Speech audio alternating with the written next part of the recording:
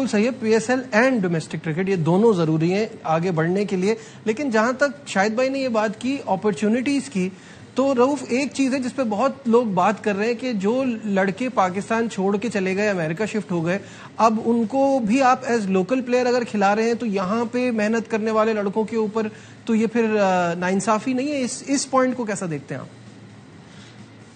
دیکھیے بالکل آپ کا ایک جینوئن کوشچن ہے, اور میرا خیال ہے کہ پاکستان کرکٹ بورڈ کو جو فرنچائزز ہیں ان کو مل بیٹھ کر یہ سارے ایشوز سالو کرنے پڑیں گے.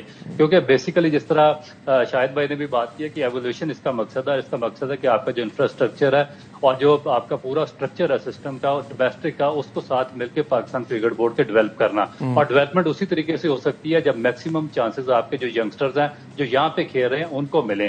ٹھیک ہے, آپ فارنر پلیئرز آپ ہائر کریں گے, آپ نے اپنی لیگ کو پوری دنیا میں نمبر 1 پہ بنانا ہے, تو آپ کو بڑے نام وہاں پہ چاہیے ہوتے ہیں. مگر ان کے ساتھ ڈیولپمنٹ کے لیے آپ کو اپنے کنٹری کے ٹاپ پرفارمرز ہوتے ہیں وہ ریکوائرڈ ہوتے ہیں. یہ نہیں کہ آپ کو جو اولڈ ایج پرانے جو لڑکے ہیں جو چھوڑ کے جا چکے ہیں پھر واپس ان کو باہر سے بلائے اور پھر ان کو لا کے لیگ کا حصہ بنا دیں. اور دوسری جو سب سے امپورٹنٹ چیز یہ ہے کہ جب آپ کی جو کیپٹنسی ہے اس پہ بھی کوشچن مارک آ رہے ہیں. آپ نے 8 جو کیپٹن بنائے ہیں مختلف لیگز کے, اب دیکھیں کہ ان میں سے کون سے پلیئرز ایسے ہیں جو آگے جا کے T20 میں پاکستان کی قیادت کر سکتے ہیں یا ورلڈ میں لیڈنگ کیپٹن کے طور پہ ایز اے رول ادا کر سکتے ہیں. اسپیشلی میں لابوشین کا ذکر کروں گا, ڈیوڈ وارنر کا کروں گا, اور جو ٹرنر ہے ان کا, وہ کہاں پہ جا کے کون سی ٹیم میں وہ اپنی ٹیم کو لیڈ کریں گے اور دنیا کی کون سی ٹیم میں ان پلیئرز کی ایز اے T20 پلیئر جگہ بنتی ہے. اور اسی طرح جو پاکستان کے 4-5 پلیئرز ہیں وہ بھی میرا خیال ہے کہ اپنا پرائم ٹائم گزار چکے ہیں.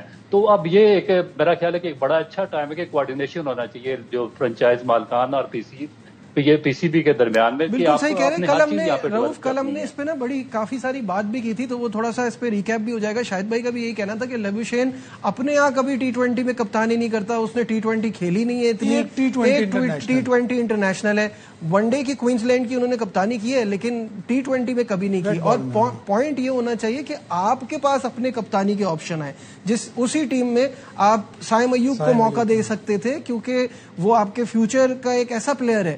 مجھے نہیں لگتا کہ اب بابر اعظم کا, رضوان کا, آپ لابوشین کا, ان کا کوئی فائدہ ہے. ایشٹن ٹرنر کو آپ نے بنایا, شاہد صاحب نے کل کہا اسی سیم ٹیم میں صاحبزادہ فرحان ہے, آپ آپشن خود ہی نہیں کریٹ کر رہے نا. بالکل 100% صحیح بات کر رہے ہیں. اور دیکھیں کہ ٹرنر کو آپ نے ملتان کا کیپٹن بنایا اور اس کا وائس کیپٹن آپ نے شان مسعود کو بنا دیا. وہ بھی نہیں بنتا کہ شان مسعود کی کون سی جگہ پہ منطق بنتی ہے. مجھے بتایا کہ صاحبزادہ فرحان آپ کا نمبر 1 پلیئر ہے. آپ کی جو ورلڈ کپ کے بعد اور ڈیورنگ دا ورلڈ کپ کتنے ایشوز آئے ہیں آپ کی کیپٹنسی پہ, کوشچن مارک آئے ہیں اور کافی زیادہ ریپلیسمنٹ پہ بات ہوتی رہی ہے کہ کس کو ہونا چاہیے. اس میں صاحبزادہ فرحان کا بھی نام تھا, فخر زمان کا بھی نام تھا, کافی زیادہ. اب یہ کہاں پہ کیپٹنسی کر رہے ہیں, یہ کدھر جا کے سیکھیں گے؟ مجھے بتائیں نا.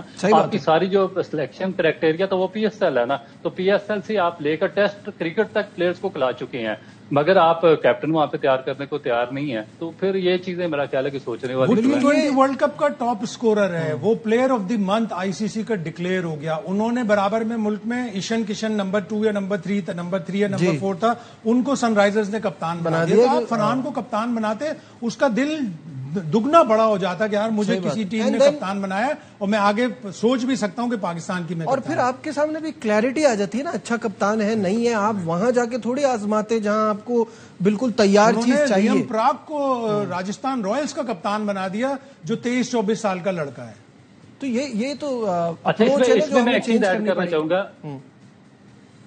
اچھا, اس میں ایک چیز ایڈ کرنا چاہوں گا, یہ شاید میں نشاندہی کی بالکل ٹھیک ہی ہے, کیونکہ جب آپ کسی کو ایک لیڈنگ رول دیتے ہیں ڈومیسٹک کرکٹ میں اور اپنی PSL میں یا اپنے ڈومیسٹک ایونٹ میں, تو اس کے بعد اس کا جو مائنڈ سیٹ ہے وہ بھی کھلتا ہے. ذمہ داری پڑتی ہے, اس کی ذمہ داری اندر کس طریقے سے ڈیسیژن بالکل رسپانسبلٹی آتی ہے, اس کو پچ ریڈ کرنا آتا ہے, اس کو پتا چلتا ہے کہ ٹیم کمبینیشن کیسے بنانا, مومنٹم کیسے کریٹ کرنا, پلیئرز کی باڈی لینگویج کیا ہے, کس پلیئر کو کس طریقے سے ساتھ لے کے چلنا ہے, پھر جو دوسرے پلیئرز ہیں ان کو ساتھ کس طرح سکھانا ہے. اور پھر جب وہ آپ کا نمبر 1 پلیئر ہو تو آپ کو پھر اس کو پاکستان ٹیم کے اندر بھی جب آپ کمبینیشن اور صاحبزادہ فرحان کو یہ ایک آئیڈیا ہوگا, ایک ذمہ داری آئے گی کہ میں پاکستان ٹیم میں کھیلتا ہوں ایز اوپنر, لیکن اب ملتان سلطان میں میری یہ ذمہ داری ہے کہ میں نہ صرف رنز بناؤں بلکہ اپنی ٹیم کی جیت میں اہم کردار ادا کروں. اور وہی چیز پھر وہ ٹرانسلیٹ کرے گا रेसिप्रोकेट करेगा पाकिस्तान की टीम में। और आपको जिम्मेदारी देनी पड़ेगी ना, तभी आपको पता चलेगा कि ये हैंडल कर सकते हैं कि नहीं कर सकते। खैर एनी हाउ, ऑब्वियसली 10 साल के बाद अब इन चीजों पे बात करना तो बनती है कि हम किस तरीके से इसको और बढ़ा सकते हैं। तमाम कप्तानों ने क्या कहा है इस PSL 11 के हवाले से, आइए आपको वो भी दिखाते हैं।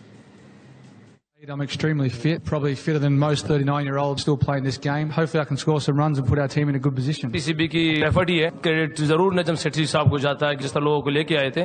मैनेजमेंट है PSL, हमारी टीम ही देख ले 245 पे गई है, ये मेरे ख्याल से बड़ी अचीवमेंट है। हमारे लिए भी थोड़ा सा एक डिफरेंट चीज है कि क्राउड नहीं आ रहा और उस चीज को हम भी मिस करेंगे, लोग भी मिस कर रहे हैं। 10 साल बड़े सक्सेसफुल रहे, अगले जो 10 साल है उम्मीद करते हैं प्लेयर्स भी और क्रिकेट बोर्ड है उसको अच्छे से निभाएगी, अच्छी क्रिकेट और अच्छे प्लेयर हमें पाकिस्तान के लिए मिलेंगे। Trying to empower the players, trust their skills and showcase how good they are. Particularly Australians get the opportunity to come to Pakistan. So fortunate we get looked after so well. PSL is becoming one of the best competitions for franchise cricketers in the world. And शायद साहब तमाम कप्तान इसको आगे grow करने की बात कर रहे हैं कि मजीद सक्सेसफुल होगी अगले 10 सालों में।